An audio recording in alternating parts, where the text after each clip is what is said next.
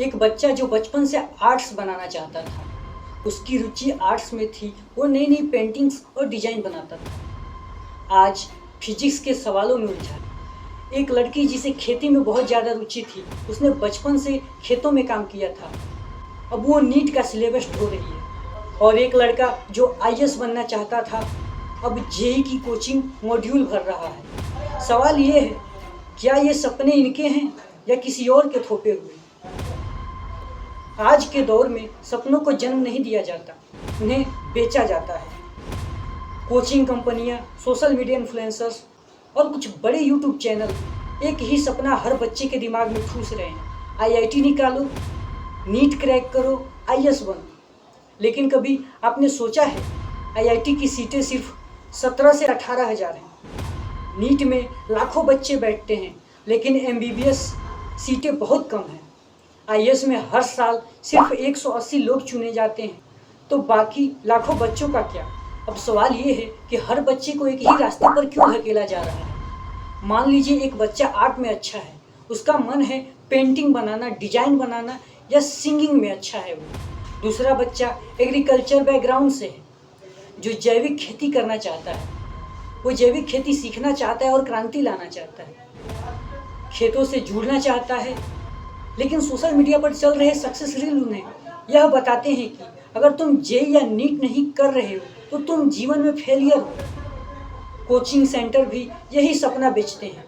IITians करोड़पति बनते हैं, NEET वाले बच्चे तो डॉक्टर भगवान होते हैं। आईएएस मतलब सम्मान और पावर होता है, और यहीं से शुरू होता है बच्चों का माइंड कंट्रोल।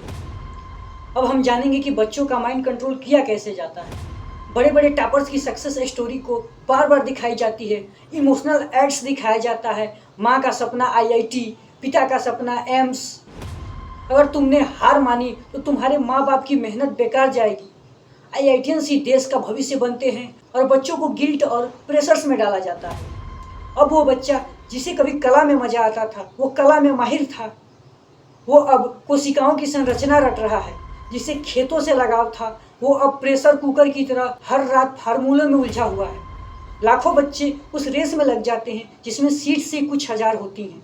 कंपटीशन इतना है कि सालों की मेहनत के बाद भी ज़्यादातर बच्चे डिप्रेशन, हीन भावना और खुद से नफरत में डूब जाते हैं। और तब वो सोचते हैं, काश मैंने अपना असली सपना नहीं छोड़ा होता। मैं ये नहीं कहता कि आईआईटी, एम्स या आईएएस बुरा है, लेकिन ये हर किसी का सपना नहीं हो सकता। असली सवाल ये है, क्या हम बच्चों को खुद सोचने दे रहे हैं? क्या हमने उन्हें उनका कैरियर चुनने का हक दिया है? कोचिंग कंपनियां करोड़ों कमा रही हैं, इन्फ्लुएंसर्स व्यूज बटोर रहे हैं, और बच्चा अपना सपना खो रहा है। अगर आप स्टूडेंट हैं तो एक बार रुक कर सोचो, जो कह रहे हो वो तुम्हारा सपना है या किसी और का सपना? जो तुम पे थोपा गया है, क्या उसमें तुम्हारी रुचि है या नहीं?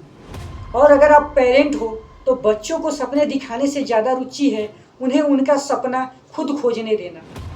वरना एक दिन ये भीड़ सिर्फ थके हुए, टूटे हुए और खोए हुए बच्चों की भीड़ बनकर रह जाएगी।